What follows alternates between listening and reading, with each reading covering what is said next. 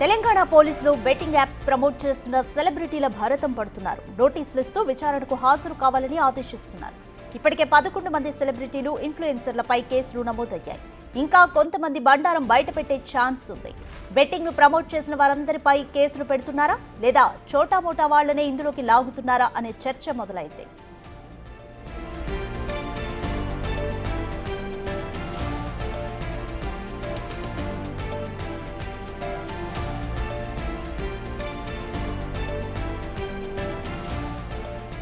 గతంలో చూసుకుంటే పెద్ద సెలబ్రిటీలు కూడా ఈ బెట్టింగ్ యాప్స్ ను ప్రమోట్ చేశారు. అందులో జెట్విన్ అనే గేమింగ్ యాప్ ను నటి నిధి అగర్వాల్ ప్రమోట్ చేసింది. రమ్మీ గేమింగ్ యాడ్స్ ను నటుడు ప్రకాష్ రాజ్, హీరో రాణా, నటి మంచు లక్ష్మి ప్రమోట్ చేసిన వీడియోలు ఇప్పుడు సోషల్ మీడియాలో చక్కర్లు కొడుతున్నాయి. వారిపై చర్యలు తీసుకోవాలని బెట్టింగ్ యాప్స్ కు వ్యతిరేకంగా ఉద్యమం స్టార్ట్ చేసిన టీజీఎస్ ఆర్టీసీ ఎండీ సజ్జనార్ కు నెటిజన్లు రిక్వెస్ట్లు చేస్తున్నారు. దీనిపై పోలీసులు ఎలా రియాక్ట్ అవుతారు? బెట్టింగ్ యాప్స్ ప్రమోట్ చేసిన వారందరికీ నోటీసులు ఇస్తారా లేదా అనేది చూడాలి.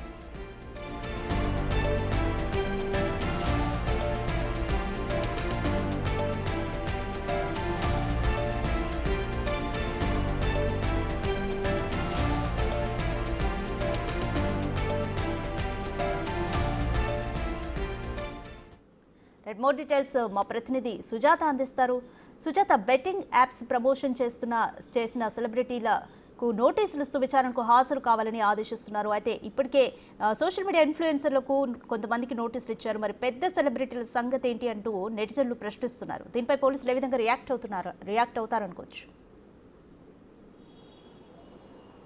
రాధిక, బెట్టింగ్ యాప్స్ని ప్రమోట్ చేస్తున్నటువంటి సోషల్ మీడియా ఇన్ఫ్లుయెన్సర్లకి ఇప్పటికే నోటీసులు జారీ చేశారు. నిన్న సాయంత్రము 11 మందికి నోటీసులు జారీ చేసి 3 రోజుల్లోపు విచారణకి హాజరు కావాలంటూ నోటీసులో పేర్కొన్నారు. ఈ నేపథ్యంలోనే సోషల్ మీడియా ఇన్ఫ్లుయెన్సర్లంతా కూడా సోషల్ మీడియా వేదికగానే తమ సెల్ఫీ వీడియోలని రికార్డ్ చేసి సోషల్ మీడియా వేదికగా పంపిస్తున్నారు. ఇంకా మేము సోషల్ మీడియా వేదికగా కానీ లేదంటే ఇతర ప్లాట్ఫామ్ బెట్టింగ్ యాప్స్ని ఎక్కడ చేయము అని చెప్పి వీడియోస్ చేస్తున్నారు. అయితే దాంతోపాటు ఇప్పటికే బెట్టింగ్ యాప్స్ని ప్రమోట్ చేస్తున్నటువంటి వాళ్ళందరి మీద కూడా పోలీసులు నోటీసులు జారీ చేయడంతో సోషల్ మీడియా వేదికగా చాలామంది చాలా గొప్ప నిర్ణయం తీసుకున్నారు. సజ్జనర్ ఇప్పటికే పిలుపునిచ్చారు.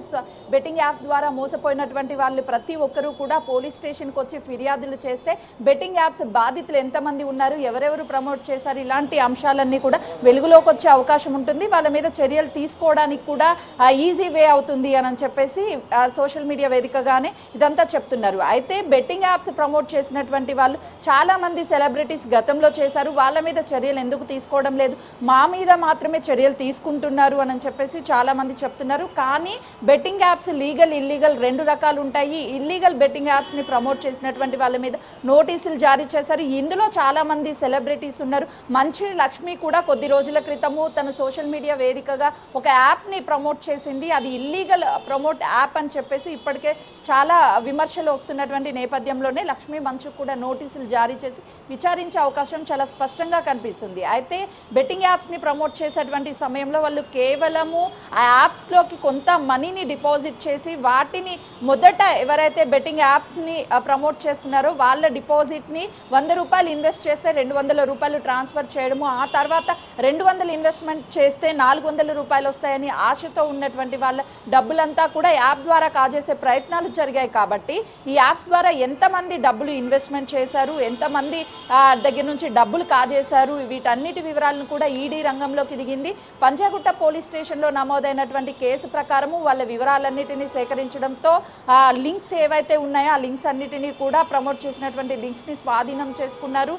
వీళ్ళకి సంబంధించినటువంటి బ్యాంక్ స్టేట్మెంట్లు కావచ్చు, విదేశాల నుంచి వీళ్ళకి కొంత నగదుని ట్రాన్స్ఫర్ జరిగింది. ఇక్కడ వచ్చినటువంటి లాభాలను కూడా విదేశీ కంపెనీలకి ట్రాన్స్ఫర్ చేశారు. మనీ లాండరింగ్ కూడా అధిక మొత్తంలో జరిగిందని గుర్తించినటువంటి ఈడీ అధికారులు త్వరలోనే వీళ్ళందరినీ కూడా విచారించే అవకాశం చాలా స్పష్టంగా కనిపిస్తుంది. పంజాగుట్ట పోలీసులు నోటీసులు జారీ చేసినటువంటి వాళ్ళని విచారించిన తర్వాత ఏ యాప్స్ని ఎవరు ప్రమోట్ చేశారు, ఎంతమందికి ఈ యాప్ని రీచ్ అయింది, ఎంతమంది నుంచి నగదుని కాజేశారు, అసలు ఎవరు ఈ ప్రమోషన్ చేయమన్నారు, ఈ డబ్బు వీళ్ళ డిపాజిట్లు ఏ కంపెనీస్ వీళ్ళకి డిపాజిట్ చేసింది, వీటన్నిటి వివరాలు కూడా వెలుగులోకి వచ్చే అవకాశం ఉంటుంది. బాధితుల సంఖ్య ఎంతమంది ఉన్నారు అన్న విషయాలు కూడా వీళ్ళ విచారణలో తేలే అవకాశం చాలా స్పష్టంగా కనిపిస్తుంది. Radhika, thank you Sujatha.